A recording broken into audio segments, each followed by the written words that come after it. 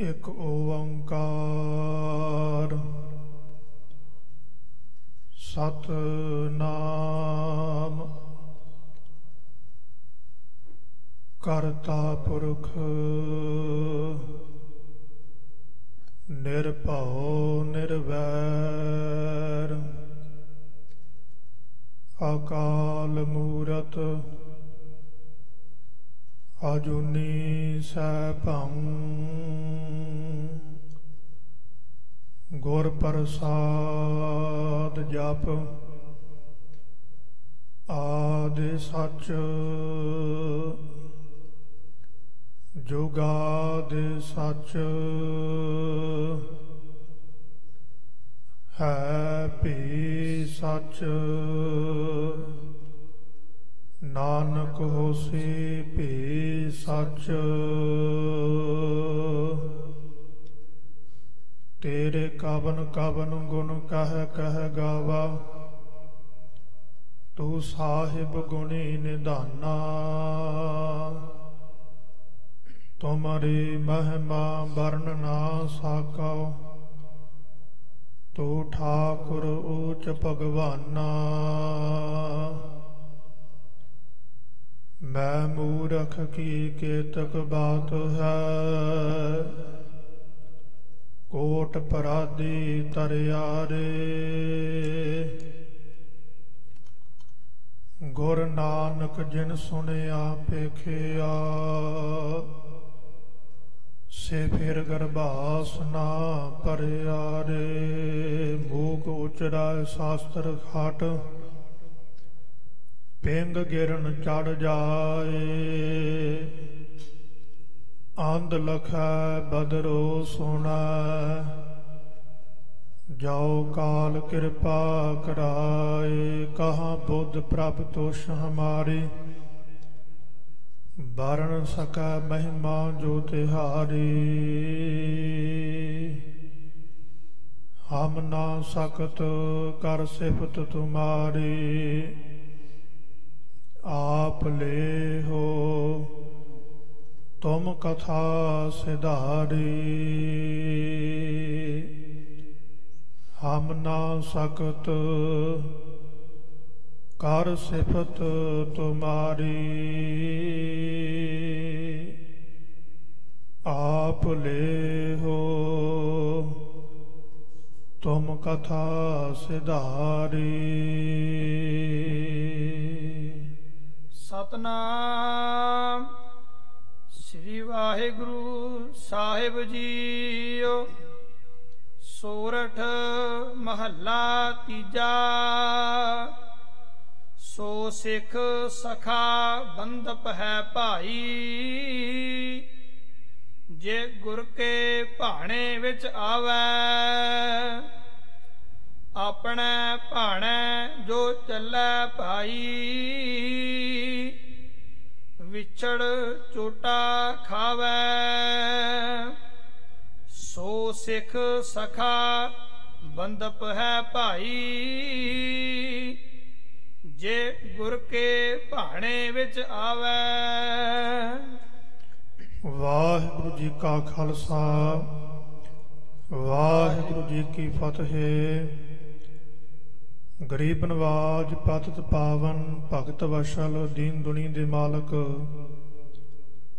राजान राज पानान भान देवान देव उपमा महान दसां ही पातशाहियां दी जागदी जोत आत्मिक स्वरूप चावर छात्र तख्त दे मालक जुगो जुग अटल धन धन साहिब सतगुरु श्री गुरु ग्रंथ साहिब महाराज सच्चे पातशाह जी दी पावन और पवित्र हाजूरी दे अंदर अमृत वेले तो सुंदर सजे हुए दीवाना दे विच हाजरियां भर रही समूह सत संगत जीओ। स्वाब जी बहुत ही वड्डियां भागां वाले हो जिन्हां नूं गुरु की संगत प्राप्त हो रही है। सतगुरां दी पावन पवित्र हाजूरी दे अंदर आप जी ने बहुत ही सत्कारयोग भाई मलकीत सिंह जी उन्हां दे पासों आसा की वार दे कीर्तन सरवण कीते हैं। ਕਾਲਯੁਗ ਮਹਿ ਕੀਰਤਨ ਪ੍ਰਧਾਨਾ, ਗੁਰਮੁਖ ਜਪੀਆ ਲਾਏ ਧਿਆਨਾ।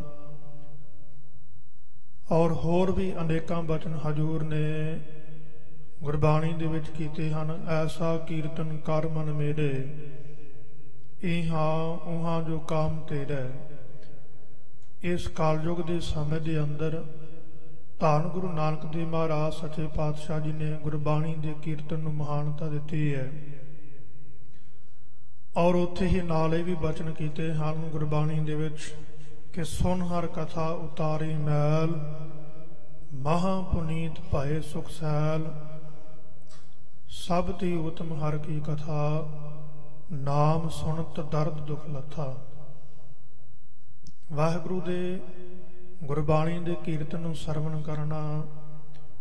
ਤੇ ਮਹਾਰਾਜ ਸਾਹਿਬ ਨੇ ਬਚਨ ਕੀਤੇ ਕਿ ਉੱਥੇ ਹੀ ਜਿਨ੍ਹਾਂ ਨੇ ਗੁਰਬਾਣੀ ਦੀ ਕਥਾ ਨੂੰ ਸਰਵਣ ਕੀਤਾ ਹੈ, ਉਹਨਾਂ ਦੇ ਹਿਰਦੇ ਦੀ ਮੈਲ, ਪਾਪਾਂ ਦੀ ਮੈਲ, ਵਿਕਾਰਾਂ ਦੀ ਮੈਲ ਉਹ ਸਾਰੀ ਦੂਰ ਹੋ ਜਾਂਦੀ ਹੈ। ਇਹ ਵਡਿਆਈ ਸਤਿਗੁਰਾਂ ਦੀ ਗੁਰਬਾਣੀ ਦੀ ਕਥਾ ਦੇ ਵਿੱਚ ਹੈ। ਸੋ ਆਪ ਜੀ ਬਹੁਤ ਹੀ ਵੱਡਿਆਂ ਭਾਗਾਂ ਵਾਲੇ ਹੋ ਜਿਨ੍ਹਾਂ ਨੂੰ ਗੁਰੂ ਕੀ ਸੰਗਤ ਪ੍ਰਾਪਤ ਹੋ ਰਹੀ ਹੈ। ਸੋ ਆਓ ਹੁਣ ਜਿੰਨਾ ਸਮਾਂ ਆਪਣੇ ਕੋਲ ਬਾਕੀ ਹੈ, ਬੜੇ ਹੀ ਪ੍ਰੇਮ ਸਤਿਕਾਰ ਦੇ ਨਾਲ ਧੰਨ ਗੁਰੂ ਗ੍ਰੰਥ ਸਾਹਿਬ ਮਹਾਰਾਜ ਸੱਚੇ ਪਾਤਸ਼ਾਹ ਜੀ ਦੀ ਲੜੀਵਾਰ ਕਥਾ ਵਿਚਾਰ ਨੂੰ ਸਰਵਣ ਕਰੀਏ।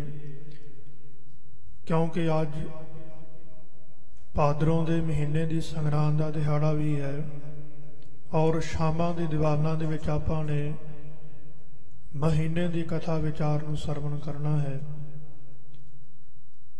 ਭਾਦਰੋਂ ਦਾ ਮਹੀਨਾ, ਇਸ ਤੋਂ ਪਹਿਲਾਂ ਸਾਉਣ ਦਾ ਮਹੀਨਾ ਜਿਹੜਾ ਹੈ ਗੁਜ਼ਰ ਕਰਕੇ ਗਿਆ ਹੈ ਔਰ ਭਾਦਰੋਂ ਦੇ ਮਹੀਨੇ ਦੀ ਆਰੰਭਤਾ ਹੋਈ ਹੈ। ਜੇ ਅਸੀਂ ਸਤਿਗੁਰਾਂ ਦੀ ਗੁਰਬਾਣੀ ਦੇ ਵਿੱਚੋਂ ਵਿਚਾਰ ਕਰੀਏ, ਜੋ ਬਚਨ ਆਉਂਦੇ ਹਨ ਮਹਾਰਾਜ ਸਾਹਿਬ ਦੇ ਕਿ ਭਾਦ ਹੋਏ ਭਰਮ ਭੁਲਾਣੀਆਂ, ਦੂਜਾ ਲੱਗਾ ਹੇਤ। ਤੇ ਮਹਾਰਾਜ ਸਾਹਿਬ ਨੇ ਆਖਿਆ ਕਿ ਜਿਹੜਾ ਭਾਦਰੋਂ ਦਾ ਮਹੀਨਾ ਹੈ ਇਹ ਭਰਮ ਦੇ ਵਿੱਚ ਹੈ। ਭਰਮ ਤੋਂ ਭਾਵ ਕਿ ਕਦੇ ਇਸ ਮਹੀਨੇ ਦੇ ਵਿੱਚ ਮੌਸਮ ਜਿਹੜਾ ਹੈ ਉਹ ਬਦਲਦਾ ਰਹਿੰਦਾ ਹੈ। ਕਦੇ ਗਰਮੀ ਆ ਜਾਂਦੀ ਹੈ, ਕਦੇ ਠੰਡ ਹੋ ਗਈ, ਕਦੇ ਫਿਰ ਗਰਮੀ ਆ ਗਈ। ਇਸ ਤਰ੍ਹਾਂ ਮਹਾਰਾਜ ਸਾਹਿਬ ਕਹਿੰਦੇ ਨੇ ਕਿ ਇਸ ਭਾਦਰੋਂ ਦੇ ਮਹੀਨੇ ਦੇ ਵਿੱਚ ਮੌਸਮ ਦੇ ਵਿੱਚ ਤਬਦੀਲੀ ਆਉਂਦੀ ਰਹਿੰਦੀ ਹੈ। ਤੇ ਹਜੂਰ ਨੇ ਬਚਨ ਕੀਤੇ ਕਿ ਇਸ ਜੀਵ ਦਾ ਜੀਵਨ ਜਿਹੜਾ ਹੈ ਇਸ ਤਰ੍ਹਾਂ ਦਾ ਨਹੀਂ ਹੋਣਾ ਚਾਹੀਦਾ। ਜਿਵੇਂ ਭਾਦਰੋਂ ਦੇ ਮਹੀਨੇ ਦੇ ਵਿੱਚ ਮੌਸਮ ਉਹ ਬਦਲਦਾ ਰਹਿੰਦਾ ਹੈ, ਮੌਸਮ ਦੇ ਵਿੱਚ ਉਤਰਾਅ ਚੜਾਅ ਆਉਂਦਾ ਰਹਿੰਦਾ ਹੈ, ਪਰ ਇਹਦਾ ਇੱਕ ਮਨ ਜਿਹੜਾ ਹੈ ਉਹ ਕੇਵਲ ਤੇ ਕੇਵਲ ਅਕਾਲ ਪੁਰਖ ਵਾਹਿਗੁਰੂ ਦੇ ਵਿੱਚ ਟਿਕਿਆ ਰਵੇ। ਮਨ ਇੱਕ ਪ੍ਰਮਾਤਮਾ ਦੇ ਨਾਲ ਜੁੜਿਆ ਰਵੇ।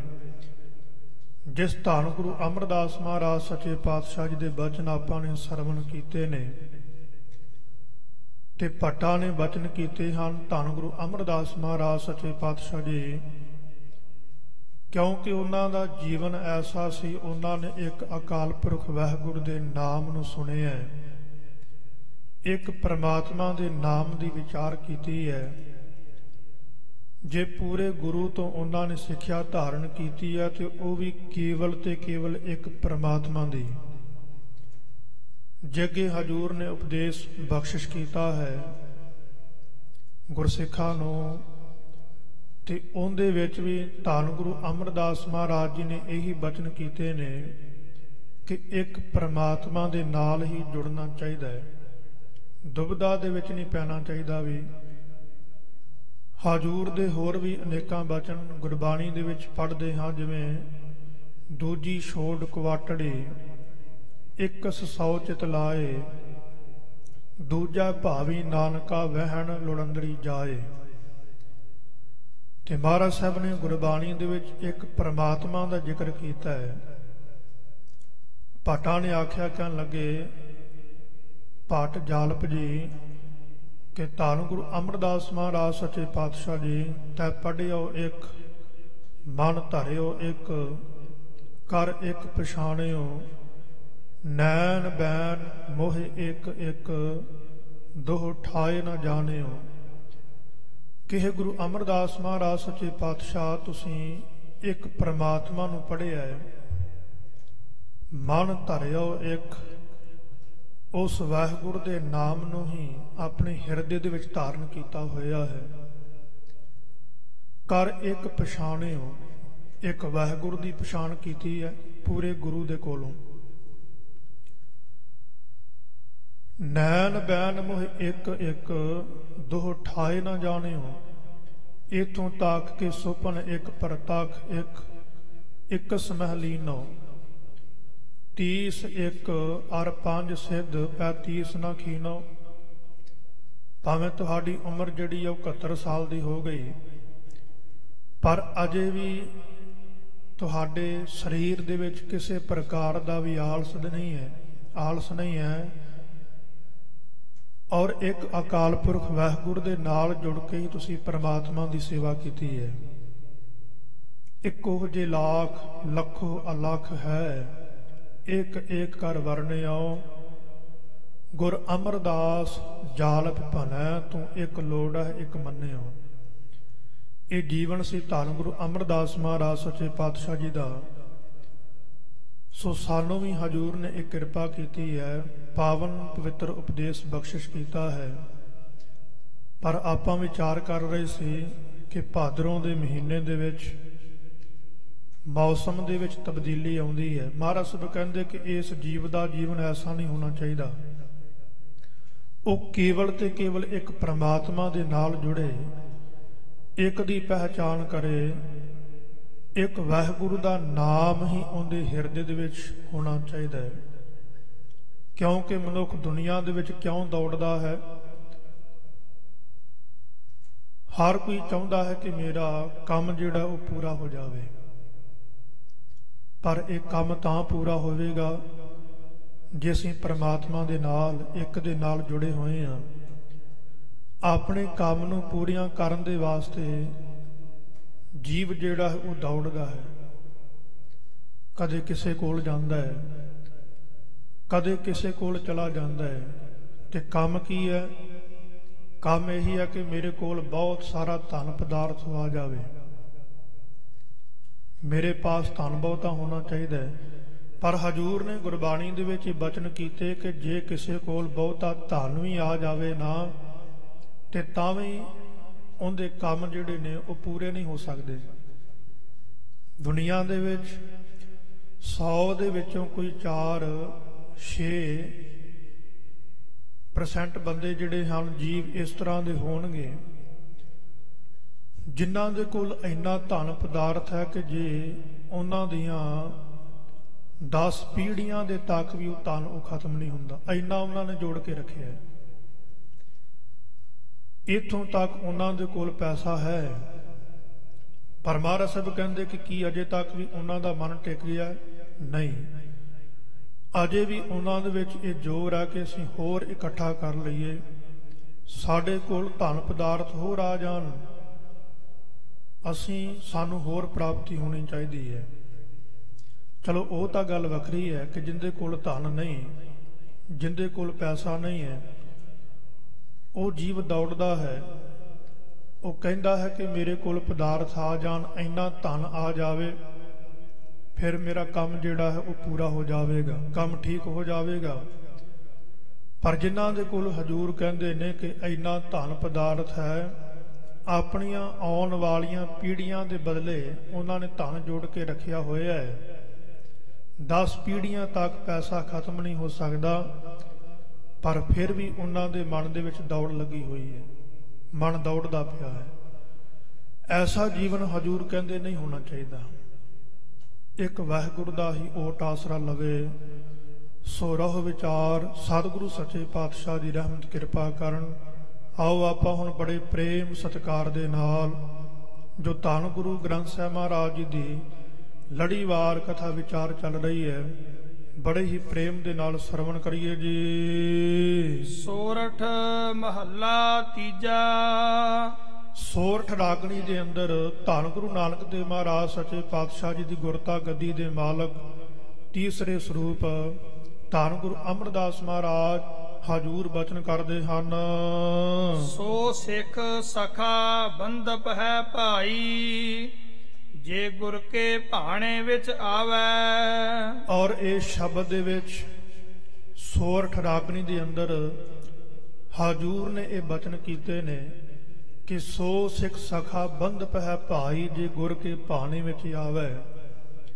ਤੇ ਜਿਹੜੀਆਂ ਰਹਾਉ ਦੀਆਂ ਪੰਕਤੀਆਂ ਹਨ ਉਹਦੇ ਵਿੱਚ, ਕਿਉਂਕਿ ਹਰੇਕ ਸ਼ਬਦ ਦੀਆਂ ਰਹਾਉ ਦੀਆਂ ਪੰਕਤੀਆਂ ਜਿਹੜੀਆਂ ਨੇ ਉਹ ਸ਼ਬਦ ਦੀਆਂ ਮੁੱਖ ਪੰਕਤੀਆਂ ਹੋਈਆਂ ਕਰਦੀਆਂ ਹਨ, ਤੇ ਹਜੂਰ ਨੇ ਉਹਨਾਂ ਦੇ ਵਿੱਚ ਬਚਨ ਕੀਤੇ ਨੇ ਕਿ ਹਰ ਕੇ ਦਾਸ ਸੁਹੇਲੇ ਭਾਈ, ਜਨਮ ਜਨਮ ਕੇ ਕਿਲ ਬਿਖ ਦੁਖ ਕਾਟੇ।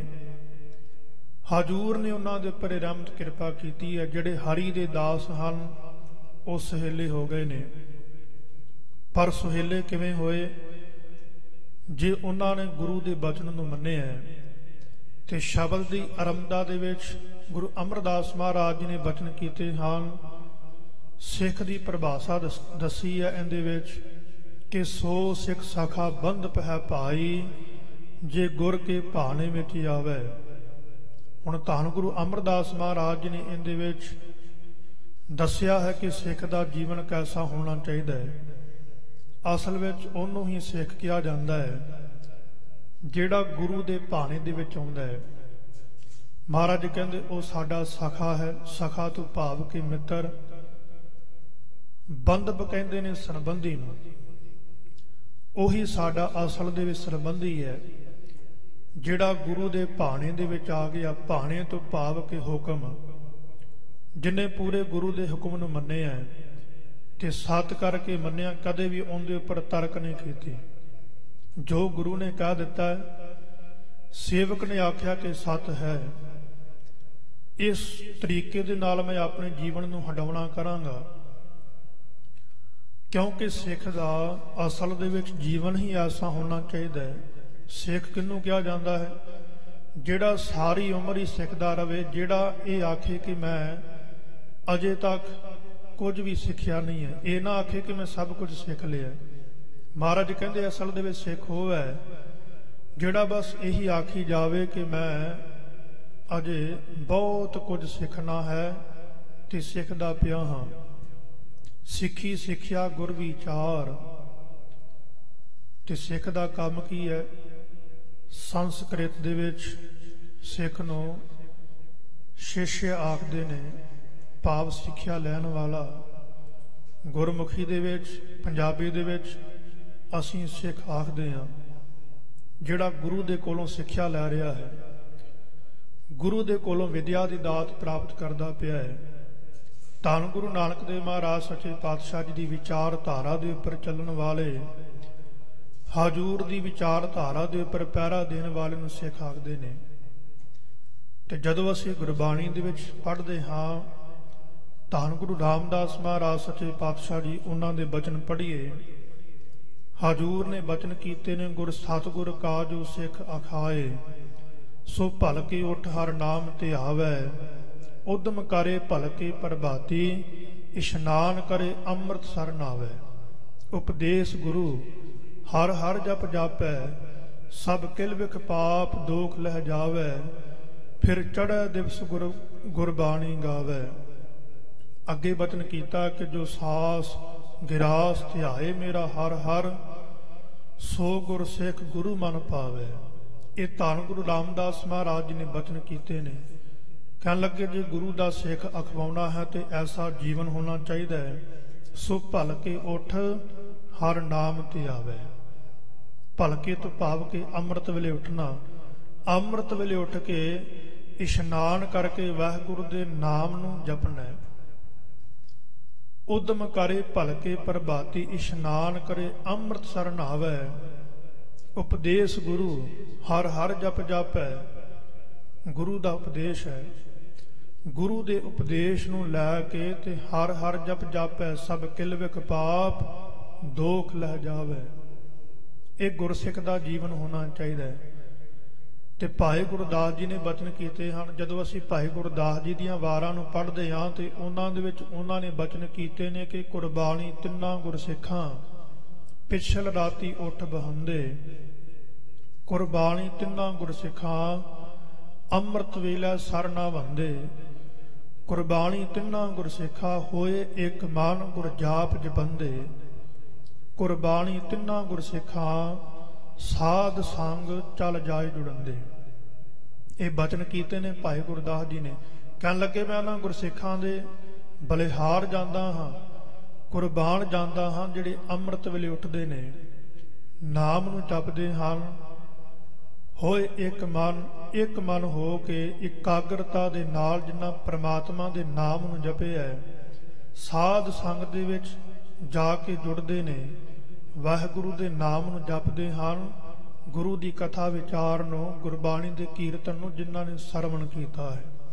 ਫਿਰ ਇੱਕ ਹੋਰ ਬਚਨ ਆਉਂਦਾ ਹੈ ਧੰਨ ਗੁਰੂ ਰਾਮਦਾਸ ਮਹਾਰਾਜ ਸੱਚੇ ਪਾਤਸ਼ਾਹ ਜੀ ਦਾ, ਔਰ ਉਹਦੇ ਵਿੱਚ ਹਜੂਰ ਨੇ ਗੁਰਸਿੱਖਾਂ ਨੂੰ ਵਡਿਆਈ ਬਖਸ਼ਿਸ਼ ਕੀਤੀ ਹੈ।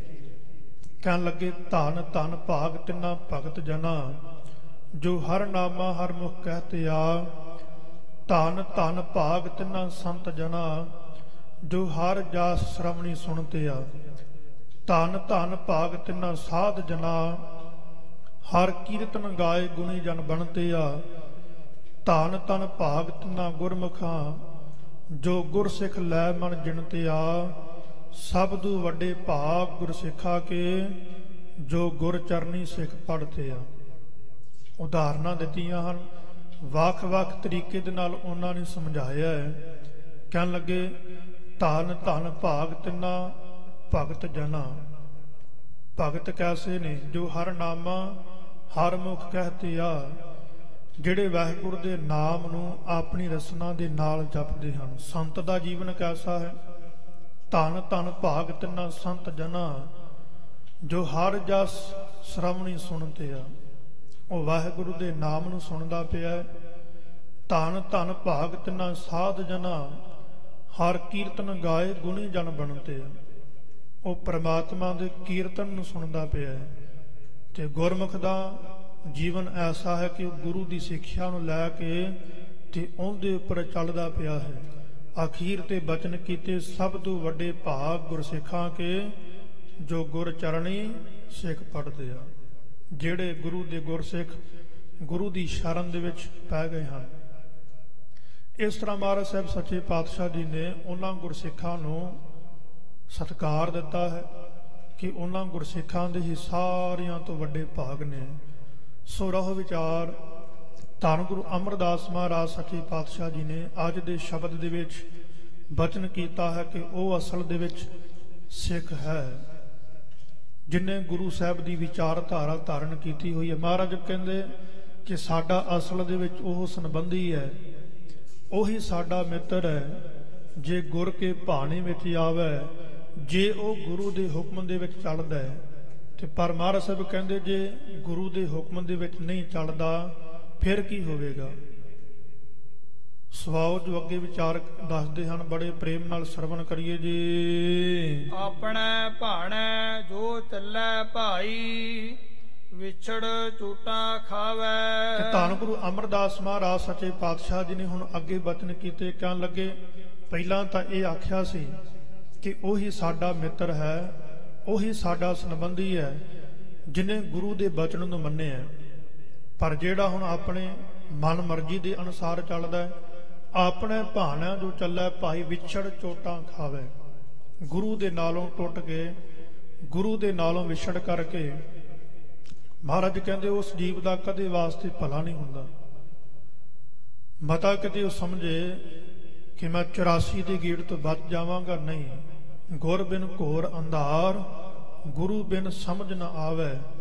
ਗੁਰ ਬਿਨ ਸੁਰਤ ਨਾ ਸਿੱਧ, ਗੁਰੂ ਬਿਨ ਮੁਕਤ ਨਾ ਪਾਵੇ। ਗੁਰੂ ਤੋਂ ਬਿਨਾ ਮੁਕਤੀ ਨਹੀਂ, ਗੁਰੂ ਤੋਂ ਬਿਨਾ ਪਾਰ ਉਤਾਰਾ ਨਹੀਂ ਹੋ ਸਕਦਾ।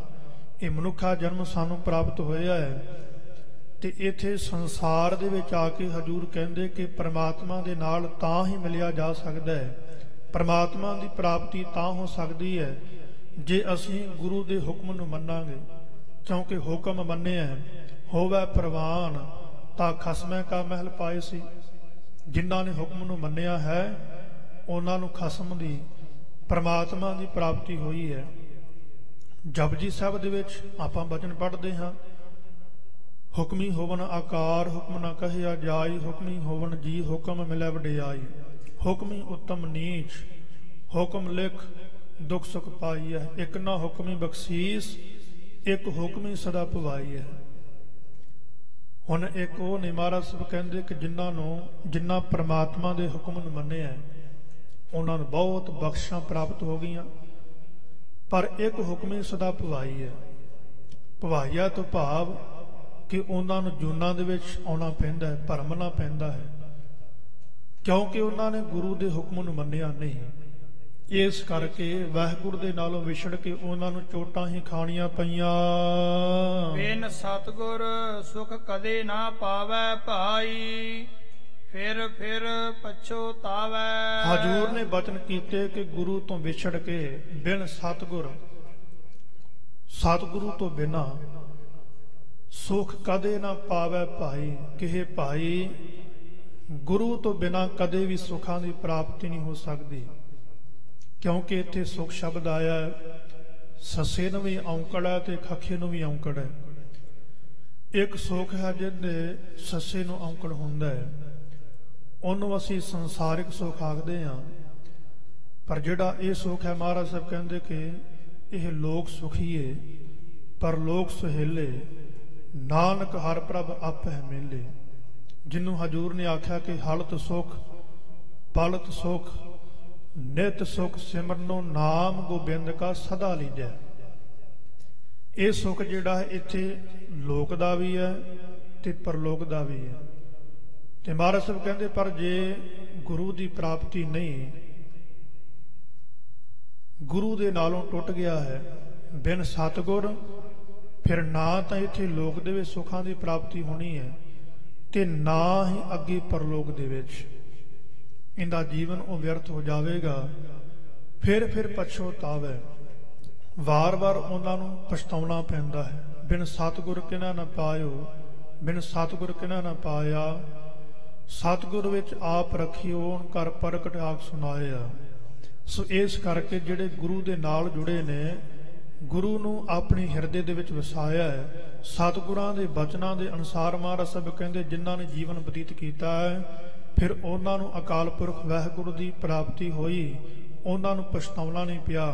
ਪਰ ਜਿਹੜੇ ਗੁਰੂ ਦੇ ਨਾਲੋਂ ਟੁੱਟ ਗਏ, ਉਹਨਾਂ ਨੂੰ ਵਾਰ-ਵਾਰ ਜੂਨਾਂ ਦੇ ਵਿੱਚ ਆਉਣਾ ਪੈਂਦਾ ਹੈ ਤੇ ਵਾਰ-ਵਾਰ ਹਜੂਰ ਕਹਿੰਦੇ ਉਹਨਾਂ ਨੂੰ ਪਛਤਾਉਣਾ ਪੈਂਦਾ ਹੈ ਜੀ। ਹਰ ਕੇ ਦਾਸ ਸੁਹੇਲੇ ਭਾਈ, ਜਿਹੜੇ ਹਰੀ ਦੇ ਦਾਸ ਹਨ, ਜਿਹੜੇ ਉਸ ਵਾਹਿਗੁਰੂ ਦੇ ਨਾਮ ਨੂੰ ਜਪਣ ਵਾਲੇ ਨੇ, ਕਿਉਂਕਿ ਉਹ ਸੁਹੇਲੇ ਨੇ। ਕਿਉਂ ਸੁਹੇਲੇ ਹਨ? ਉਹਨਾਂ ਗੁਰੂ ਦੀ ਸਿੱਖਿਆ ਨੂੰ ਆਪਣੇ ਹਿਰਦੇ ਦੇ ਵਿੱਚ ਵਸਾਇਆ ਹੈ। ਉਪਦੇਸ਼ ਜੇ ਦਿੱਤਾ ਸਤਿਗੁਰੂ, ਸੋ ਸੁਣਿਆ ਸਿੱਖੀ ਕੰਨੇ। ਸਿੱਖ ਦਾ ਇਹ ਫਰਜ਼ ਹੈ, ਜੋ ਉਪਦੇਸ਼ ਗੁਰੂ ਨੇ ਦਿੱਤਾ ਹੈ ਉਹਨੂੰ ਆਪਣੇ ਹਿਰਦੇ ਦੇ ਵਿੱਚ ਵਸਾਉਣਾ। ਮਹਾਰਾਜ ਸਾਹਿਬ ਕਹਿੰਦੇ ਜਿਹੜੇ ਹਰੀ ਦੇ ਦਾਸ ਹਨ, ਉਹਨਾਂ ਨੇ ਆਪਣਾ ਐਸਾ ਜੀਵਨ ਉਹ ਬਣਾਉਣਾ ਕੀਤਾ ਹੈ। ਹਰ ਜਨ ਦੋ ਏਕ ਹੈ।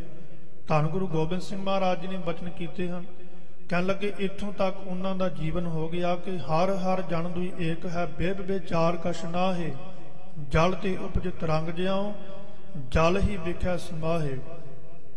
ਉਹਨਾਂ ਦੇ ਵਿੱਚ ਤੇ ਅਕਾਲ ਪੁਰਖ ਵਾਹਿਗੁਰੂ ਸੱਚੇ ਪਾਤਸ਼ਾਹ ਜੀ ਦੇ ਵਿੱਚ ਕੋਈ ਫਰਕ ਨਹੀਂ। ਇਹ ਜੀਵਨ ਉਹਨਾਂ ਦਾ ਵਾਹਿਗੁਰੂ ਦੇ ਨਾਮ ਨੂੰ ਜਪ ਕੇ ਬਣਿਆ। ਜਨਮ ਜਨਮ ਕੇ ਕਿਲ ਵਿਖ ਦੁਖ ਕਾਟੇ, ਆਪੇ ਮੇਲ ਮਿਲਾਈ। ਹਜੂਰ ਨੇ ਇਹ ਕਿਰਪਾ ਕੀਤੀ ਉਹਨਾਂ ਦੇ ਉੱਪਰ ਕਿ ਉਹਨਾਂ ਦਾ ਜੀਵਨ ਸੁਹੇਲਾ ਹੋ ਗਿਆ। ਜਨਮ ਜਨਮ ਕੇ ਕਿਲ ਵਿਖ ਦੁਖ ਕਾਟੇ, ਜਨਮਾਂ ਜਨਮਾਂਤਰਾਂ ਦੇ ਕਿਲ ਵਿਖ ਮਹਾ ਪਾਪ ਜਿਹੜੇ ਸੀ ਉਹਨਾਂ ਦੇ ਕੱਟੇ ਗਏ ਨੇ। ਕਿਲ ਵਿਖ ਤੋਂ ਭਾਵ ਕਿ ਮਹਾ ਪਾਪ ਹਜੂਰ ਨੇ ਕਿਰਪਾ ਕਰ ਦਿੱਤੀ ਆ ਕਿ ਸਾਰੇ ਹੀ ਦੁੱਖ ਉਹਨਾਂ ਦੇ ਕੱਢ ਦਿੱਤੇ ਹਨ। ਆਪੇ ਮੇਲ ਮਿਲਾਈ, ਆਪੇ ਹੀ ਉਹਨਾਂ ਨੂੰ ਉਹਨਾਂ ਦੇ ਉੱਪਰ ਕਿਰਪਾ ਕਰਕੇ ਸਤਿਗੁਰੂ ਸੱਚੇ ਪਾਤਸ਼ਾਹ ਜੀ ਨੇ ਆਪਣੇ ਵਿੱਚ ਅਭੇਦ ਕਰ ਲੈਣਾ ਕੀਤਾ ਜੀ। ਰਹਾਉ ਇਹੋ ਕੁਟੰਬ ਸਭ ਜੀ ਕੇ ਬੰਧਨ ਭਾਈ, ਪਰਮ ਭੂਲਾ ਸਹਿ ਸਾਰਾ। ਹੁਣ ਰਹਾਉ ਤੋਂ ਅੱਗੇ ਧੰਨ ਗੁਰੂ ਅਮਰਦਾਸ ਮਹਾਰਾਜ ਜੀ ਨੇ ਬਚਨ ਕੀਤੇ ਨੇ ਕਿ ਇਹੋ ਕੁਟੰਬ ਸੰਸਾਰ ਦੇ ਸੰਬੰਧੀ ਜਿਹੜੇ ਹਨ, ਪਰਿਵਾਰ ਜਿਹੜਾ ਹੈ, ਮਹਾਰਾਜ ਕਹਿੰਦੇ ਕਿ ਇਹੋ ਕੁਟੰਬ ਸਭ ਜੀ ਕੇ ਬੰਧਨ ਪਾਈ ਹੈ ਤਾਂ ਇਹ ਬੰਧਨੀ ਹੈ। ਭਾਵੇਂ ਠੀਕ ਹੈ, ਇਹਦੇ ਤੋਂ ਬਿਨਾਂ ਸੰਸਾਰ ਵੀ ਨਹੀਂ ਚੱਲਦਾ। ਪਰ ਜਦੋਂ ਜੀਵ ਮਹਾਰਾਜ ਸਾਹਿਬ ਕਹਿੰਦੇ ਕਿ ਇੱਥੇ ਸੰਸਾਰ ਦੇ ਵਿੱਚ ਆ ਕੇ ਜਿਉ ਗ੍ਰਸਤ ਦੇ ਵਿੱਚ ਇਕੱਲਾ ਰਹਿ ਜਾਵੇ, ਵਾਹਿਗੁਰੂ ਦੀ ਪ੍ਰਾਪਤੀ ਨਾ ਕਰੇ। ਗ੍ਰਸਤ ਤੋਂ ਭਾਵ ਸਤ ਕਹਿੰਦੇ ਨੇ ਸੱਚਾ। ਗ੍ਰਹਿ ਨਾਮ ਘਰ ਦਾ ਹੈ, ਜਿਸ ਘਰ ਦੇ ਵਿੱਚ ਰਹਿ ਕੇ ਸਤ ਦੀ ਪ੍ਰਾਪਤੀ ਕਰਨੀ ਹੈ। ਪਰ ਜੇ ਸਤ ਦੀ ਪ੍ਰਾਪਤੀ ਨਾ ਹੋਈ, ਫਿਰ ਜੇ ਸਤ ਦੇ ਨਾਲ ਜੁੜੇ ਨਾ, ਇਸ ਕਰਕੇ ਮਹਾਰਾਜ ਕਹਿੰਦੇ ਅਸਲ ਦੇ ਵਿੱਚ ਇਹਨੂੰ ਗ੍ਰਸਤ ਦਾ ਨਾਮ ਤਾਂ ਹੀ ਦਿੱਤਾ ਗਿਆ ਸੀ ਕਿ ਇਸ ਪਰਿਵਾਰ ਦੇ ਵਿੱਚ ਰਹਿ ਕੇ ਤੇ ਸਤ ਦੀ ਪ੍ਰਾਪਤੀ ਕਰਨੀ ਹੈ, ਪ੍ਰਮਾਤਮਾ ਦੀ ਪ੍ਰਾਪਤੀ ਕਰਨੀ ਹੈ। ਪਰ ਜਿਨ੍ਹਾਂ ਨੇ ਇੱਥੇ ਰਹਿ ਕੇ ਪਰਮਾਤਮਾ ਦੀ ਪ੍ਰਾਪਤੀ ਨਹੀਂ ਕੀਤੀ, ਫਿਰ ਮਹਾਰਾਜ ਸਾਹਿਬ ਕਹਿੰਦੇ ਕਿ ਜੀਵ ਜਿਹੜੇ ਹਨ, ਸੰਬੰਧੀ ਜਿਹੜੇ ਨੇ, ਇਹ ਸਮਝ ਲਓ ਕਿ ਜੀਵ ਜਿਹੜਾ ਹੈ ਇਹਨਾਂ ਦੇ ਬੰਧਨਾਂ ਦੇ ਵਿੱਚ ਹੀ ਪੈ ਗਿਆ ਹੈ। ਪਹਿਲਾਂ ਗੁਰੂ ਘਰ ਜਾਂਦਾ ਸੀ, ਹੁਣ ਕੀ ਹੋ ਗਿਆ ਹੈ, ਕੰਮਕਾਰ ਵੱਧ ਗਏ ਨੇ, ਪਰ ਹੁਣ ਕਹਿੰਦਾ ਹੈ ਕਿ ਮੇਰੇ ਤੋਂ ਗੁਰੂ ਘਰ ਜਾਇਆ ਨਹੀਂ ਜਾਂਦਾ, ਸਮਾਂ ਨਹੀਂ ਹੈ, ਮੇਰੇ ਕੰਮ ਜਿਹੜੇ ਨੇ ਉਹ ਹੀ ਨਹੀਂ ਮੁੱਕਦੇ ਪਏ। ਇੱਥੋਂ ਇਹ ਸਮਝ ਲੈਣਾ ਚਾਹੀਦਾ ਹੈ ਕਿ ਬਸ ਉਹ ਜੀਵ ਜਿਹੜਾ ਹੈ ਉਹ ਪ੍ਰਾਣੀ ਉਹ ਬੰਧਨਾਂ ਦੇ ਵਿੱਚ ਪੈ ਗਿਆ, ਕਿਉਂਕਿ ਜਿਸ ਗੁਰੂ ਨੇ ਕਿਰਪਾ ਕੀਤੀ ਹੈ, ਇਹ ਸਭ ਕੁਝ ਬਖਸ਼ਿਸ਼ ਕੀਤਾ ਹੈ। ਤਾਂ ਹੀ ਤਾਂ ਧੰਨ ਗੁਰੂ ਅਰਜਨ ਦੇਵ ਮਹਾਰਾਜ ਸੱਚੇ ਪਾਤਸ਼ਾਹ ਜੀ ਦੇ ਬਚਨ ਆਪਾਂ ਪੜ੍ਹਦੇ ਹਾਂ ਸ੍ਰੀ ਸੁਖਮਨੀ ਸਾਹਿਬ ਜੀ ਦੇ ਵਿੱਚ।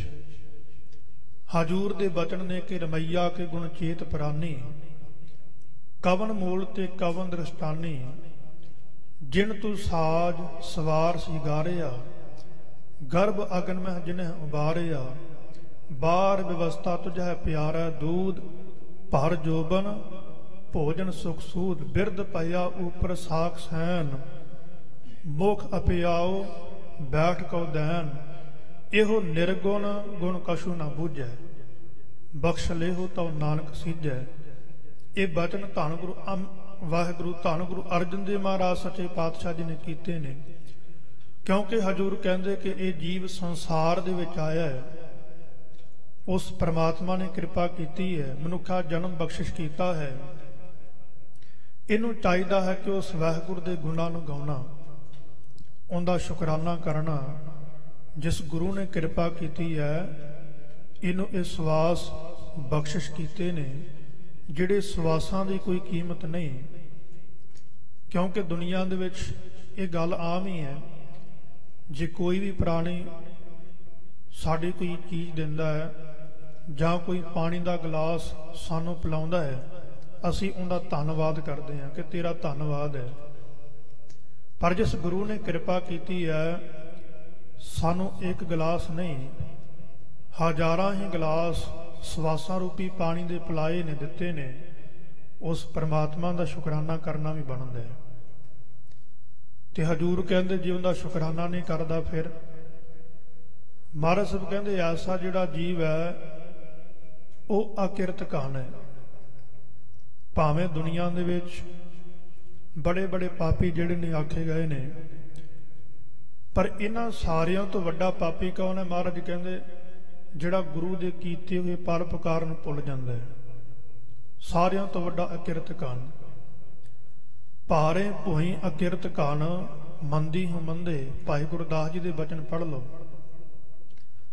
ਹੁਣ ਉਹਨਾਂ ਨੇ ਇੱਕ ਉਦਾਹਰਨ ਦਿੱਤੀ ਹੈ, ਜਿੰਦੇ ਵਿੱਚ ਉਹਨਾਂ ਨੇ ਆਖਿਆ, ਕਹਿਣ ਲੱਗੇ, ਮਦ ਵਿੱਚ ਰਿੱਧਾ ਪਾਏ ਕੈ ਕੁੱਤੇ ਦਾ ਮਾਸ, ਧਰਿਆ ਮਾਨਸ ਖੋਪਰੀ ਤੇ ਸੰਬੰਧੀ ਵਾਸ, ਰਤੂ ਭਰਿਆ ਕੱਪੜਾ ਕਰ ਕੱਜਣ ਪਾਸ, ਢਾਕ ਲੈ ਚੱਲੀ ਚੂਹੜੀ ਕਰ ਭੋਗ ਬਿਲਾਸ, ਆਖ ਸਿਆਣੇ ਪੁੱਛਿਆ ਲਾਹੇ ਵਿਨਾਸ਼, ਨਦਰੀ ਪਵੈ ਅਕਿਰਤ ਕਾਨ, ਮਤ ਹੋਏ ਵਿਗਾਸ। ਕਹਿਣ ਲੱਗੇ ਮਦ ਵਿੱਚ ਰਿੱਧਾ ਪਾਏ ਕੈ, ਮਦ ਕਹਿੰਦੇ ਨੇ ਸ਼ਰਾਬ ਨੂੰ, ਉਹ ਵੀ ਮਾੜੀ ਹੈ। ਮਦ ਵਿੱਚ ਰਿੱਧਾ ਪਾਏ ਕੈ ਕੁੱਤੇ ਦਾ ਮਾਸ, ਮਾਸ ਹੁਣ ਮਾਸ ਦੀ ਵੀ ਗੁਰੂ ਘਰ ਦੇ ਵਿੱਚ ਮਨਾਹੀ ਹੈ। ਸਾਰੀਆਂ ਹੀ ਚੀਜ਼ਾਂ ਜਿਹੜੀਆਂ ਨੇ ਵਿਸ਼ਟ ਨੇ, ਜਿਹੜੀਆਂ ਗੁਰੂ ਘਰ ਦੇ ਵਿੱਚ ਪ੍ਰਵਾਨ ਨਹੀਂ। ਪਰ ਮਹਾਰਾਜ ਸਾਹਿਬ ਕਹਿੰਦੇ, ਵਾਹਿਗੁਰੂ ਭਾਈ ਗੁਰਦਾਸ ਜੀ ਕਹਿੰਦੇ ਕਿ ਇੱਕ ਔਰਤ ਕੁੱਤੇ ਦਾ ਮਾਸ ਉਹਨੂੰ ਸ਼ਰਾਬ ਦੇ ਵਿੱਚ ਰਿੰਨਿਆ ਹੋਇਆ ਹੈ, ਫਿਰ ਅੱਗੇ ਕੀ ਕੀਤਾ ਹੋਇਆ ਹੈ? ਮੱਧ ਵਿੱਚ ਰਿੱਧਾ ਪਾਏ ਕੈ ਕੁੱਤੇ ਦਾ ਮਾਸ ਧਰਿਆ ਮਾਨਸ ਖੋਪਰੀ। ਬੰਦੇ ਦੀ ਖੋਪੜੀ ਦੇ ਵਿੱਚ ਰੱਖਿਆ ਹੋਇਆ ਹੈ, ਬਦਬੂ ਆ ਰਹੀ ਹੈ। ਫਿਰ ਰਤੂ ਭਰਿਆ ਕੱਪੜਾ ਕਰ ਕੱਜਣ ਤਾਸ, ਲਹੂ ਦੇ ਨਾਲ ਭਿੱਜਾ ਹੋਇਆ ਕੱਪੜਾ ਤੇ ਉਹਦੇ ਨਾਲ ਉਹਨੂੰ ਢਕਿਆ ਹੋਇਆ। ਕੋਈ ਬੰਦਾ ਤੁਰਿਆ ਜਾ ਰਿਹਾ ਸੀ, ਉਹਨੇ ਪੁੱਛ ਲਿਆ ਔਰਤ ਨੂੰ ਕਿ ਬੜੀ ਬਦਬੂ ਆ ਰਹੀ ਹੈ, ਖੂਨ ਦੇ ਨਾਲ ਇਹ ਕੱਪੜਾ ਭਿੱਜਿਆ ਪਿਆ ਹੈ, ਕੀ ਹੈ ਇਹਦੇ ਵਿੱਚ?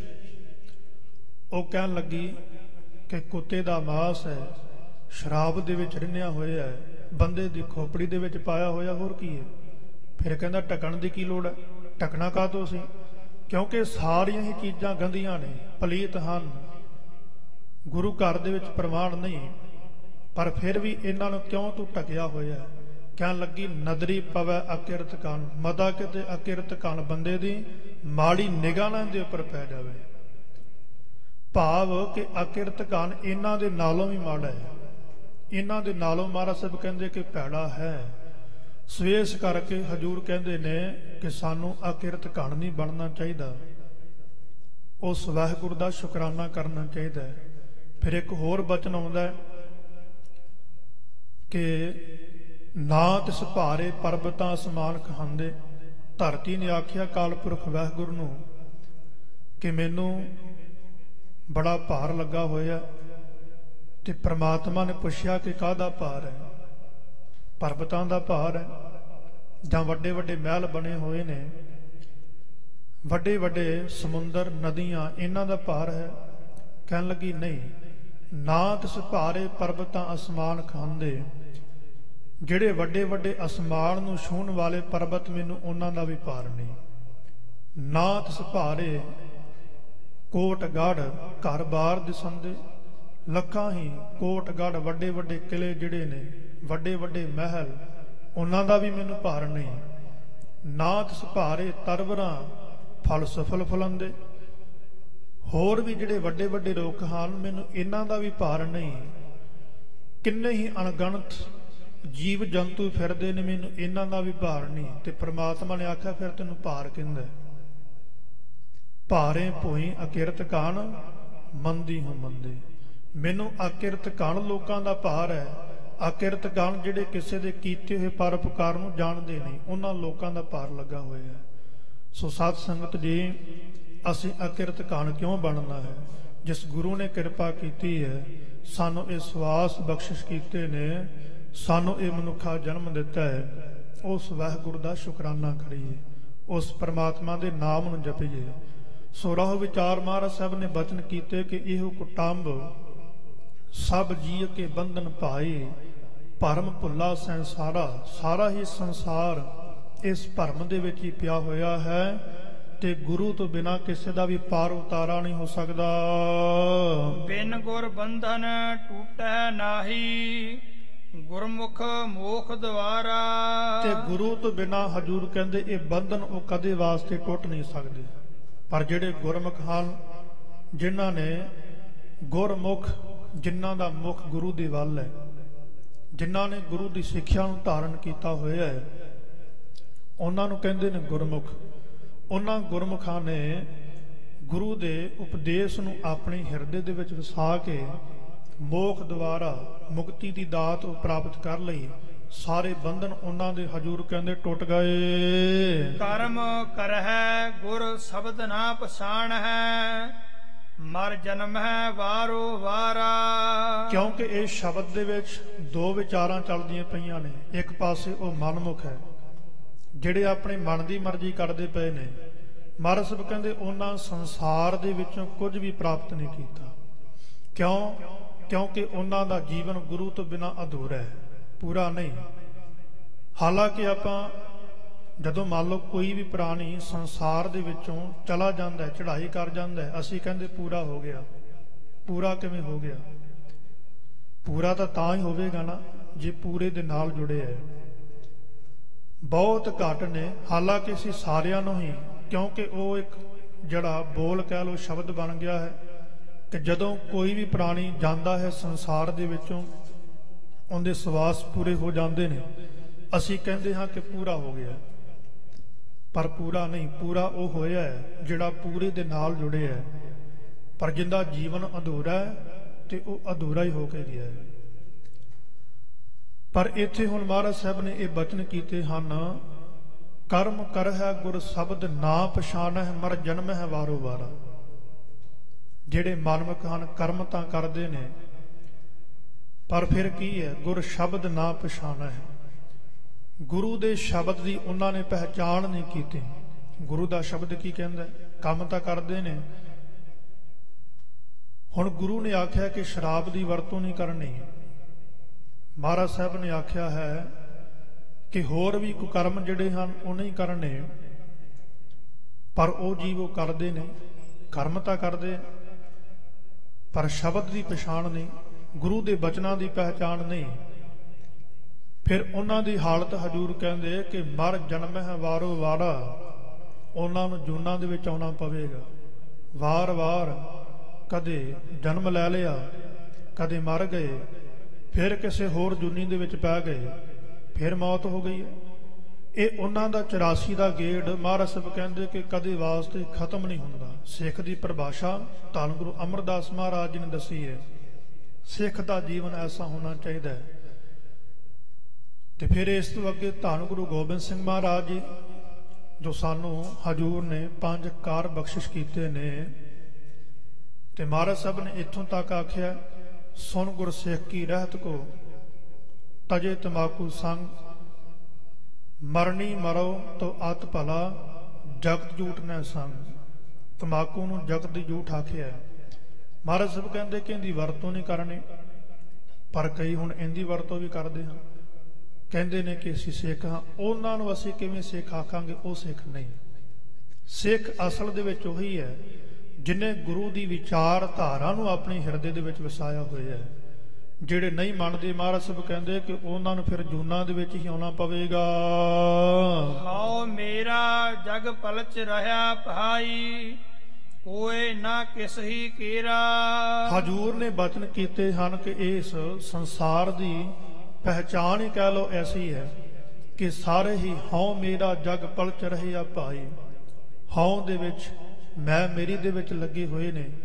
ਹਾਏ ਮੇਰਾ, ਇਹ ਸਭ ਕੁਝ ਹੀ ਮੇਰਾ ਹੈ, ਇਹ ਘਰ ਬਾਰ ਹੀ ਮੇਰਾ ਹੈ, ਇਹ ਮੈਂ ਹੀ ਬਣਾਉਣ ਵਾਲਾ ਹਾਂ, ਸਭ ਕੁਝ ਮੈਂ ਹੀ ਕਰਨ ਵਾਲਾ ਹਾਂ। ਹਉ ਵਿੱਚ ਆਇਆ, ਹਉ ਵਿੱਚ ਗਿਆ, ਹਉ ਵਿੱਚ ਜੰਮਿਆ, ਹਉ ਵਿੱਚ ਮੋਇਆ, ਹਉ ਵਿੱਚ ਦਿੱਤਾ, ਹਉ ਵਿੱਚ ਲਿਆ। ਇਹ ਬਚਨ ਪੜ੍ਹ ਲਓ। ਮਹਾਰਾਜ ਸਾਹਿਬ ਕਹਿੰਦੇ ਕਿ ਜੀਵ ਸੰਸਾਰ ਦੇ ਵਿੱਚ ਮੈਂ ਮੇਰੀ ਕਰਦਾ ਆਉਂਦਾ ਤੇ ਮੈਂ ਮੇਰੀ ਹੀ ਕਰਦਾ ਸੰਸਾਰ ਦੇ ਵਿੱਚੋਂ ਚਲਾ ਜਾਂਦਾ ਹੈ। ਇਹਦੇ ਵਿੱਚ ਹੀ ਲੱਗਾ ਹੋਇਆ ਹੈ, ਕੋਈ ਨਾ ਕਿਸੇ ਹੀ ਘੇਰਾ। ਪਰ ਮਹਾਰਾਜ ਸਾਹਿਬ ਕਹਿੰਦੇ ਕਹਿੰਦਾ ਤਾਂ ਹੈ ਕਿ ਸਭ ਕੁਝ ਹੀ ਮੇਰਾ ਹੈ, ਪਰ ਇਹਦੇ ਵਿੱਚੋਂ ਕੁਝ ਵੀ ਇਹਦਾ ਨਹੀਂ। ਕੋਈ ਵੀ ਇਹਦੇ ਨਾਲ ਜਾਣ ਵਾਲਾ ਨਹੀਂ ਹੈ, ਕੋਈ ਵੀ ਇਹਦੀ ਸਹਾਇਤਾ ਕਰਨ ਵਾਲਾ ਨਹੀਂ ਹੈ। ਤੇ ਤਾਂ ਹੀ ਹਜ਼ੂਰ ਨੇ ਬਚਨ ਆਖੇ ਨਾ, ਅਣ ਦਿਨ ਸਿਮਰਹੁ ਤਾਸ ਕੋ ਜੋ ਅੰਤ ਸਹਾਈ ਹੋਏ। ਇਹ ਵਿਖਿਆ ਦਿਨ 4 ਛੇਹ, ਛਾੜ ਚੱਲਿਓ ਸਭ ਕੋਏ। ਕਾ ਕੋ ਮਾਤ ਪਿਤਾ ਸੁਤੀਆ, ਗ੍ਰਹਿ ਬਣਤਾ ਕਸ ਸੰਗ ਨਾ ਥੀਆ। ਫਿਰ ਇਸ ਤੋਂ ਅੱਗੇ ਮਹਾਰਾਜ ਸਾਹਿਬ ਨੇ ਐਸੀ ਸੰਚ ਜੋ ਬਿਨਸਤ ਨਾਹੀ। ਮਹਾਰਾਜ ਸਾਹਿਬ ਕਹਿੰਦੇ ਉਹ ਚੀਜ਼ ਨੂੰ ਇਕੱਠਾ ਕਰ ਜਿਹੜੀ ਨਾਸ ਹੋਣ ਵਾਲੀ ਨਹੀਂ ਹੈ। ਕੀ ਆਖਿਆ ਹੈ ਮਹਾਰਾਜ ਸਾਹਿਬ ਨੇ? ਐਸੀ ਸੰਚ ਜੋ ਬਿਨਸਤ ਨਾਹੀ, ਪਤ ਛੇਤੀ ਆਪਣੇ ਘਰ ਜਾਹੇ। ਹਜ਼ੂਰ ਨੇ ਬਚਨ ਕੀਤਾ ਹੈ, ਸਾਧ ਸੰਗ ਗੁਰੂ ਦੀ ਸੰਗਤ ਦੇ ਵਿੱਚ ਆ ਕੇ ਜਿਨ੍ਹਾਂ ਨੇ ਪ੍ਰਮਾਤਮਾ ਦੇ ਨਾਮ ਨੂੰ ਜਪਿਆ, ਵਾਹਿਗੁਰੂ ਦਾ ਕੀਰਤਨ ਕੀਤਾ ਹੈ, ਨਾਨਕ ਤੇ ਬਹੁਰ ਨ ਆਇਆ। ਸਾਧ ਸੰਗ ਕਲ ਕੀਰਤਨ ਗਾਇਆ, ਨਾਨਕ ਤੇ ਬਹੁਰ ਨ ਆਇਆ। ਜਿਨ੍ਹਾਂ ਨੇ ਗੁਰੂ ਦੀ ਸੰਗਤ ਦੇ ਵਿੱਚ ਆ ਕੇ ਪ੍ਰਮਾਤਮਾ ਦੇ ਨਾਮ ਨੂੰ ਜਪਿਆ ਹੈ, ਵਾਹਿਗੁਰੂ ਦੇ ਗੁਣਾਂ ਨੂੰ ਗਾਇਆ ਹੈ, ਫਿਰ ਮਹਾਰਾਜ ਸਾਹਿਬ ਕਹਿੰਦੇ ਕਿ ਉਹ ਜੂਨਾਂ ਦੇ ਵਿੱਚ ਨਹੀਂ ਆਉਂਦੇ, ਉਹ ਇਸ ਬੰਧਨ ਤੋਂ ਛੁੱਟ ਗਏ ਹਨ। ਪਰ ਜਿਨ੍ਹਾਂ ਕਰਮ ਕੀਤੇ ਹਨ, ਹੰਕਾਰ ਦੇ ਵਿੱਚ ਲੱਗੇ ਰਹੇ ਨੇ, ਜਿਨ੍ਹਾਂ ਨੂੰ ਉਹਨਾਂ ਨੇ ਮੈਂ ਕਰਕੇ ਮੰਨਿਆ ਹੈ ਕਿ ਸਭ ਕੁਝ ਮੇਰਾ ਹੈ, ਹਜ਼ੂਰ ਕਹਿੰਦੇ ਪਰ ਹੈ ਉਹਨਾਂ ਦੇ ਵਿੱਚ ਕੋਈ ਨਾ ਕਿਸੇ ਹੀ ਘੇਰਾ, ਕੋਈ ਵੀ ਉਹਨਾਂ ਦੀ ਸਹਾਇਤਾ ਕਰਨ ਵਾਲਾ ਨਹੀਂ, ਉਹਨਾਂ ਦੇ ਨਾਲ ਜਾਣ ਵਾਲਾ ਨਹੀਂ ਹੈ। ਸਹਾਇਤਾ ਕਰਨ ਵਾਲਾ ਕੌਣ ਹੈ? ਜਹ ਮਾਤ ਪਿਤਾ ਸੁਤ ਮੀਤ ਨਾ ਭਾਈ, ਮਨ ਊਹਾ ਨਾਮ ਤੇਰਾ ਸੰਗ ਸਹਾਈ। ਉਥੇ ਕੇਵਲ ਤੇ ਕੇਵਲ ਪ੍ਰਮਾਤਮਾ ਦੇ ਨਾਮ ਨੇ ਸਹਾਇਤਾ ਕਰਨੀ ਹੈ। ਗੁਰਮੁਖ ਮਹਿਲ ਪਾਏਨ ਗੁਣ ਗਾਵਨ, ਨਿਜ ਘਰ ਹੋਏ ਬਸੇਰਾ। ਪਰ ਜਿਹੜੇ ਗੁਰਮੁਖ ਸੀ, ਧੰਨ ਗੁਰੂ ਅਮਰਦਾਸ ਮਹਾਰਾਜ ਨੇ ਬਚਨ ਕੀਤੇ ਕਿ ਉਹਨਾਂ ਨੇ ਪ੍ਰਮਾਤਮਾ ਦੇ ਗੁਣਾਂ ਨੂੰ ਗਾ ਕੇ, ਗੁਣ ਗਾਵਨ, ਫਿਰ ਨਿਜ ਘਰ ਹੋਏ ਬਸੇਰਾ, ਸਰੂਪ ਰੂਪੀ ਘਰ ਦੀ ਪ੍ਰਾਪਤੀ ਕਰ ਲਈ ਹੈ। ਪਰਮਾਤਮਾ ਦੀ ਉਹਨਾਂ ਨੂੰ ਪ੍ਰਾਪਤੀ ਹੋ ਗਈ ਹੈ। ਨਿਜ ਘਰ ਹੋਏ ਬਸੇਰਾ, ਨਿਜ ਘਰ ਦੇ ਵਿੱਚ ਉਹਨਾਂ ਦਾ ਬਸੇਰਾ ਹੋ ਗਿਆ, ਵਾਸਾ ਹੋ ਗਿਆ। ਬਚਨ ਪੜ੍ਹਦੇ ਹਾਂ ਆਪਾਂ, ਕਰੋ ਬੇਨੰਤੀ ਸੁਨੋ ਮੇਰੇ ਮੀਤਾ, ਸੰਤ ਟਹਿਲ ਕੀ ਬੇਲਾ, ਇਹਾਂ ਖਾੜ ਚਲਹੁ ਹਰ ਲਾਹਾ, ਆਗੇ ਬਸਨ ਸੁਹੇਲਾ। ਔਦ ਘਟੈ ਦਿਨ ਸਰੈ ਨਾਰੇ, ਮਨ ਗੁਰ ਮਿਲ ਕਾਜ ਸਵਾਰੇ। ਇਹੋ ਸੰਸਾਰ ਬੇਕਾਰ ਸੰਸੇ ਮਹਿ, ਤਰਿਓ ਬ੍ਰਹਮ ਗਿਆਨੀ। ਜਿਸਹਿ ਜਗਾਏ ਪੀ ਆਵੈ ਇਹੋ ਰਸ, ਆਕਥ ਕਥਾ ਤਿਨ ਜਾਨੀ। ਜਾ ਕੋ ਆਏ ਸੋਈ ਬਿਹਾਜੋ, ਹਰ ਗੁਰ ਤੇ ਮਨਹਿ ਬਸੇਰਾ। ਨਿਜ ਘਰ ਮਹਿਲ ਪਾਵੋ ਸੁਖ ਸਹਜੇ, ਬਹੁਰ ਨਾ ਹੋਏ ਗੁਫੇਰਾ। ਜਦੋਂ ਉਹਨਾਂ ਨੂੰ ਨਿਜ ਸਰੂਪ ਦੀ ਪ੍ਰਾਪਤੀ ਹੋ ਜਾਂਦੀ ਹੈ, ਅਕਾਲ ਪੁਰਖ ਵਾਹਿਗੁਰੂ ਦੇ ਵਿੱਚ ਅਭੇਦ ਹੋ ਜਾਂਦੇ ਨੇ, ਉਹਨਾਂ ਦਾ ਵਾਰ-ਵਾਰ ਜਨਮਣਾ, ਵਾਰ-ਵਾਰ ਦੁਨੀਆ ਤੇ ਆਉਣਾ ਮਹਾਰਾਜ ਸਾਹਿਬ ਕਹਿੰਦੇ ਖਤਮ ਹੋ ਜਾਂਦਾ ਹੈ। ਐਥੈ ਬੂਝੈ ਸੋ ਆਪ ਪਛਾਣੈ, ਹਰ ਪ੍ਰਭ ਹੈ ਤਿਸ ਕੇਰਾ। ਹਜ਼ੂਰ ਨੇ ਬਚਨ ਕੀਤੇ ਕਿ ਇੱਥੇ ਆ ਕੇ ਜਿਨ੍ਹਾਂ ਨੇ ਆਪਣੇ ਆਪ ਦੀ ਵਿਚਾਰ ਕਰ ਲਈ ਹੈ, ਪਛਾਣ ਲਿਆ ਹੈ ਕਿ ਅਸੀਂ ਕੌਣ ਹਾਂ, ਕਿੱਥੋਂ ਆਏ ਹਾਂ, ਸਾਡਾ ਕੀ ਮਕਸਦ ਹੈ, ਕਿਸ ਵਾਸਤੇ ਅਕਾਲ ਪੁਰਖ ਵਾਹਿਗੁਰੂ ਨੇ ਸਾਨੂੰ ਭੇਜਿਆ। ਕਬੀਰ ਮਾਨਸ ਜਨਮ ਦੁਲੰਭ ਹੈ, ਹੋਏ ਨਾ ਬਾਰੈ ਬਾਰ। ਜੋ ਬਨ ਫਲ ਪਾ ਕੇ ਭੋਏ ਗ੍ਰਹਿ, ਬਹੁਰ ਨਾ ਲਾਗੈ ਡਾਰ। ਭਗਤ ਕਬੀਰ ਜੀ ਕਹਿੰਦੇ, ਕਬੀਰ ਇਹੋ ਤਨ ਜਾਏਗਾ ਕਵਣੈ ਮਾਰਗ ਲਾਏ। ਇਹ ਸਰੀਰ ਨੇ ਜਾਣਾ ਹੈ, ਫਿਰ ਇਹਨੂੰ ਕਿਹੜੇ ਮਾਰਗ ਦੇ ਉੱਪਰ ਤੋਰਨਾ ਹੈ। ਕਹਿ ਸੰਗਤ ਕਰ ਸਾਧਕੀ, ਕਹਿ ਹਰ ਕੇ ਗੁਣ ਗਾਏ। ਗੁਰੂ ਦੀ ਸੰਗਤ ਕਰ, ਵਾਹਿਗੁਰੂ ਦੇ ਨਾਮ ਨੂੰ ਜਪ। ਸੋ ਇਸ ਕਰਕੇ ਜਿਨ੍ਹਾਂ ਇੱਥੇ ਦੁਨੀਆ ਦੇ ਵਿੱਚ ਆ ਕੇ ਇਹ ਸੋਝੀ ਆ ਗਈ, ਜਿਨ੍ਹਾਂ ਨੂੰ ਇਹ ਗਿਆਨ ਆ ਗਿਆ ਹੈ, ਆਪਣੀ ਆਪ ਦੀ ਪਹਿਚਾਣ ਕਰ ਲਈ, ਉਹਨਾਂ ਨੂੰ ਹੀ ਹਰ ਪ੍ਰਭ ਹੈ ਤਿਸ ਕੇਰਾ, ਉਹ ਅਕਾਲ ਪੁਰਖ ਵਾਹਿਗੁਰੂ ਪ੍ਰਾਪਤ ਹੋ ਗਿਆ ਜੀ। ਸਤਿਗੁਰੂ ਸਦਾ ਦਇਆਲ ਹੈ ਭਾਈ, ਵਿਣ ਭਾਗਾ ਕਿਆ ਪਾਈਐ। ਮਹਾਰਾਜ ਸਾਹਿਬ ਕਹਿੰਦੇ ਕਿ ਅਕਾਲ ਪੁਰਖ ਵਾਹਿਗੁਰੂ ਸੱਚੇ ਪਾਤਸ਼ਾਹ ਜੀ ਸਦਾ ਹੀ ਦਇਆਲ ਨੇ। ਉਹਨਾਂ ਦਾ ਸੁਭਾਅ ਜਿਹੜਾ ਹੈ ਉਹ ਦਇਆਲੂ ਹੈ, ਸਾਰਿਆਂ ਦੇ ਉੱਪਰ ਹੀ ਕਿਰਪਾ ਕਰਨ ਵਾਲਾ ਹੈ। ਪਰ ਬਿਨ ਭਾਗਾਂ ਕਿਆ ਪਾਈਐ, ਬਿਨਾਂ ਭਾਗਾਂ ਤੋਂ ਕੁਝ ਵੀ ਪ੍ਰਾਪਤ ਨਹੀਂ ਹੁੰਦਾ। ਤੀਰਥ ਨਾਵਾ ਜੇਤ ਸੁਭਾਵਾ, ਵਿਨ ਭਾਣੇ ਕੇ ਨਾਏ ਕਰੀ, ਜੇਤੀ ਸਿਰਠੂ ਪਾਈ ਵੇਖਾ।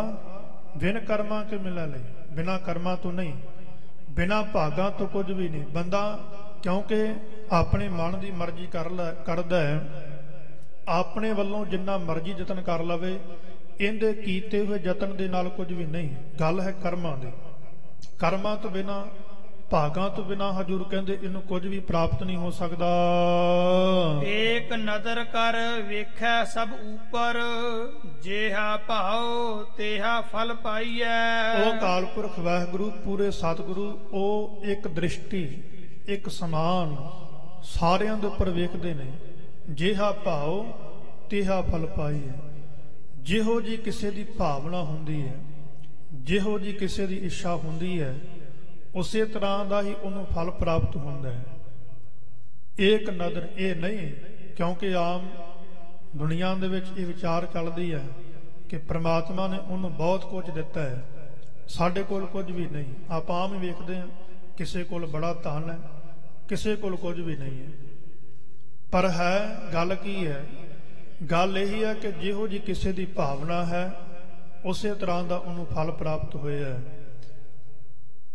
ਉਹ ਅਕਾਲ ਪੁਰਖ ਵਾਹਿਗੁਰੂ ਸੱਚੇ ਪਾਤਸ਼ਾਹ ਇਹ ਨਹੀਂ ਕਿ ਉਹਨੇ ਜਿੰਦੇ ਕੋਲ ਧਨ ਜ਼ਿਆਦਾ ਹੈ, ਜਿੰਦੇ ਕੋਲ ਦੁਨੀਆ ਦੇ ਪਦਾਰਥ ਜ਼ਿਆਦੇ ਨੇ, ਕਿ ਉਹਦੇ ਨਾਲ ਉਹਦੀ ਬਹੁਤੀ ਨੇੜਤਾ ਹੋਵੇਗੀ। ਜਿੰਦੇ ਕੋਲ ਕੁਝ ਵੀ ਨਹੀਂ ਹੈ, ਹੋ ਸਕਦਾ ਉਹਦੇ ਨਾਲ ਪ੍ਰਮਾਤਮਾ ਨਾਰਾਜ਼ ਹੋਵੇ, ਆਸਾਨ ਨਹੀਂ। ਉਹ ਅਕਾਲ ਪੁਰਖ ਵਾਹਿਗੁਰੂ ਇੱਕ ਸਮਾਨ ਦ੍ਰਿਸ਼ਟੀ ਹੈ, ਸਾਰਿਆਂ ਦੇ ਉੱਪਰ ਇੱਕ ਸਮਾਨ ਵੇਖਦਾ ਹੈ। ਗੱਲ ਉਹੀ ਹੈ ਕਿ ਭਾਗਾਂ ਦੀ, ਗੱਲ ਹੈ ਕਰਮਾਂ ਦੀ। ਗੱਲ ਇਹੀ ਹੈ ਕਿ ਜਿਹੋ ਜੀ ਕਿਸੇ ਦੀ ਭਾਵਨਾ ਹੈ, ਉਹੋ ਜਿਹਾ ਉਹਨੂੰ ਫਲ ਪ੍ਰਾਪਤ ਹੁੰਦਾ ਹੈ ਜੀ। ਨਾਨਕ ਨਾਮ ਵਸੈ ਮਨ ਅੰਤਰ, ਵਿੱਚੋ ਆਪ ਗਵਾਈਐ। ਤੇ ਅਖੀਰ ਤੇ ਧੰਨ ਗੁਰੂ ਅਮਰਦਾਸ ਮਹਾਰਾਜ ਸੱਚੇ ਪਾਤਸ਼ਾਹ ਜੀ ਨੇ ਬਚਨ ਕੀਤੇ ਹਨ ਕਿ ਨਾਨਕ ਨਾਮ ਵਸੈ ਮਨ ਅੰਤਰ, ਵਿੱਚੋਂ ਆਪ ਗਵਾਈਐ। ਜਿਨ੍ਹਾਂ ਆਪਾ ਭਾਵ ਗਵਾ ਦਿੱਤਾ ਹੈ ਔਰ ਉਹਨਾਂ ਦੇ ਉੱਪਰ ਗੁਰੂ ਨੇ ਇਹ ਰਹਿਮਤ ਕਿਰਪਾ ਕੀਤੀ ਹੈ, ਉਹਨਾਂ ਦੇ ਹਿਰਦੇ ਤੇ ਹੀ ਹਿਰਦੇ ਦੇ ਵਿੱਚ ਉਸ ਪਰਮਾਤਮਾ ਦਾ ਨਾਮ ਵਸਿਆ ਹੈ। ਨਾਮ ਦਾ ਵਾਸਾ ਉੱਥੇ ਹੋਇਆ ਜਦੋਂ ਉਹਨਾਂ ਨੇ ਆਪਾ ਭਾਵ ਛੱਡ ਦਿੱਤਾ ਹੈ। ਜਿੰਨਾ ਚਿਰ ਅਸੀਂ ਆਪਾ ਭਾਵ ਤਿਆਗਾਂਗੇ ਨਹੀਂ, ਮੈਂ ਮੇਰੀ ਨੂੰ ਨਹੀਂ ਛੱਡਾਂਗੇ, ਉਹਨਾਂ ਚਿਰ ਹਜ਼ੂਰ ਕਹਿੰਦੇ ਕਿ ਉਸ ਅਕਾਲ ਪੁਰਖ ਵਾਹਿਗੁਰੂ ਦੇ ਨਾਮ ਦਾ ਵਾਸਾ ਉਹ ਹਿਰਦੇ ਦੇ ਵਿੱਚ ਨਹੀਂ ਹੋਵੇਗਾ। ਕਿਉਂਕਿ ਹਉਮੈ ਨਾਵੈ ਨਾਲ ਵਿਰੋਧ ਹੈ, ਦੋਏ ਨਾ ਵਸੈ ਇਕ ਠਾਏ। ਜਿੱਥੇ ਹਉਮੈ ਹੈ ਉੱਥੇ ਪਰਮਾਤਮਾ ਦਾ ਨਾਮ ਨਹੀਂ ਹੋ ਸਕਦਾ। ਜਿੱਥੇ ਹਉਮੈ ਨਹੀਂ, ਜਿੱਥੇ ਸ਼ੁਭ ਗੁਣ ਹਨ, ਜਿੱਥੇ ਅਵਗੁਣ ਨਹੀਂ ਹਨ, ਉੱਥੇ ਹੀ ਪਰਮਾਤਮਾ ਦਾ ਨਾਮ ਉਹ ਟਿਕ ਸਕਦਾ ਹੈ। ਕਿਉਂਕਿ ਭਾਂਡਾ ਇੱਕ ਹੈ, ਇੱਕ ਭਾਂਡੇ ਦੇ ਵਿੱਚ ਗਲਾਸ ਹੈ, ਉਹਦੇ ਵਿੱਚ ਇੱਕ ਹੀ ਵਸਤੂ ਪਾਈ ਜਾ ਸਕਦੀ ਹੈ, ਦੋ ਨਹੀਂ। ਸੋ ਇਸ ਕਰਕੇ ਮਹਾਰਾਜ ਸਾਹਿਬ ਕਹਿੰਦੇ ਕਿ ਨਾਮ ਉਹਨਾਂ ਦੇ ਹਿਰਦੇ ਦੇ ਵਿੱਚ ਵਸਿਆ ਹੈ ਜਿਨ੍ਹਾਂ ਹੰਕਾਰ ਨੂੰ ਛੱਡ ਦਿੱਤਾ ਹੈ। ਇਹ ਹਜ਼ੂਰ ਨੇ ਰਹਿਮਤ ਕਿਰਪਾ ਕੀਤੀ ਹੈ। ਵਿਚਾਰ ਕਰਦਿਆਂ ਇੱਕ ਨਹੀਂ, ਅਨੇਕਾਂ ਹੀ ਪ੍ਰਕਾਰ ਦੀਆਂ ਭੁੱਲਾਂ ਚੁੱਕਾ ਹੋ ਜਾਂਦੀਆਂ ਹਨ। ਸਤਿਗੁਰੂ ਔਰ ਗੁਰੂ ਕੀ ਸੰਗਤ ਬਖਸ਼ਣ ਯੋਗ ਹੈ। ਅੱਜ ਭਾਦਰੋਂ ਦਾ ਮਹੀਨਾ ਹੈ ਔਰ ਸ਼ਾਮਾਂ ਦੇ ਦੀਵਾਨਾਂ ਦੇ ਵਿੱਚ 6 ਵਜੇ ਤੋਂ 6:30 ਵਜੇ ਤੱਕ ਮਹੀਨੇ ਦੀ ਕਥਾ ਵਿਚਾਰ ਹੋਵੇਗੀ ਅਤੇ 6:30 ਤੋਂ 8 ਵਜੇ ਤੱਕ ਸੰਗਤੀ ਰੂਪ ਦੇ ਵਿੱਚ ਸ੍ਰੀ ਸੁਖਮਨੀ ਸਾਹਿਬ ਜੀ ਦੇ ਪਾਠ ਹੋਣੇ ਹਨ। ਆਪ ਸੰਗਤਾਂ ਨੇ ਇਹਨਾਂ ਸਮਾਗਮਾਂ ਦੇ ਵਿੱਚ ਹਾਜ਼ਰੀਆਂ ਭਰ ਕੇ ਲਾਹੇ ਪ੍ਰਾਪਤ ਕਰਨੇ। ਸਤਿਗੁਰੂ ਜੀ ਰਹਿਮਤ ਕਿਰਪਾ ਕਰਨ। ਲੇਖਾ ਕਥੈ ਨ ਛੁਟੀਆ, ਖਿਨ ਖਿਨ ਭੁੱਲਨਹਾਰ, ਬਖਸ਼ਨਹਾਰ ਬਖਸ਼ ਲੈ, ਨਾਨਕ ਪਾਰ ਉਤਾਰ। ਏਕ ਨਦਰ ਕਰ ਵੇਖੈ ਸਭ ਊਪਰ, ਜਿਹਾ ਭਾਉ ਤੇਹਾ ਫਲ ਪਾਈਐ। ਨਾਨਕ ਨਾਮ ਵਸੈ ਮਨ ਅੰਤਰ, ਵਿੱਚੋ ਆਪ ਗਵਾਈਐ।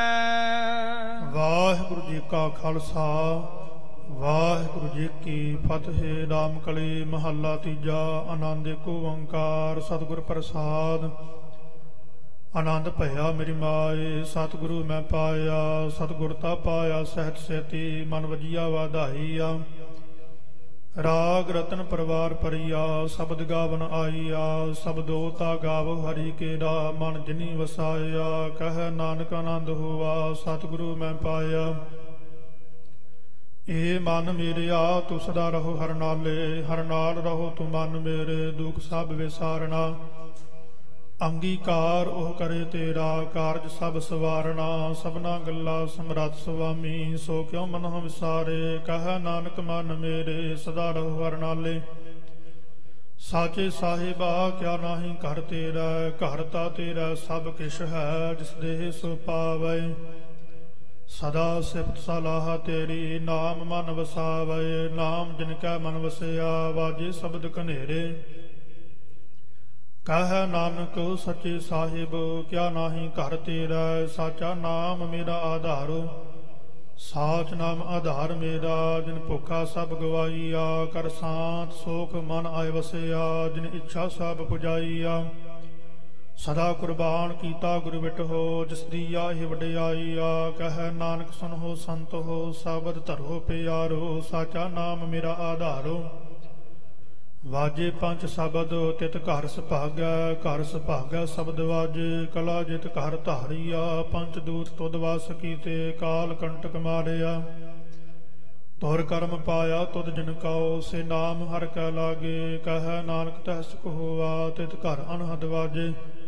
ਆਨੰਦ ਸੁਨਹੁ ਵਡ ਭਾਗੀ ਹੋ, ਸਗਲ ਮਨੋਰਥ ਪੂਰੇ। ਪਾਰ ਬ੍ਰਹਮ ਪ੍ਰਭ ਪਾਇਆ, ਉਤਰੇ ਸਗਲ ਵਿਸੂਰੇ। ਦੁਖ ਰੋਗ ਸੰਤਾਪ ਉਤਰੇ, ਸੁਣੀ ਸਚੀ ਬਾਣੀ। ਸੰਤ ਸਾਜਨ ਭਏ ਸਰਸੇ, ਪੂਰੇ ਗੁਰ ਤੇ ਜਾਣੀ। ਸੁਣਤੇ ਪੁਨੀਤ ਕਹਤੇ ਪਵਿੱਤ।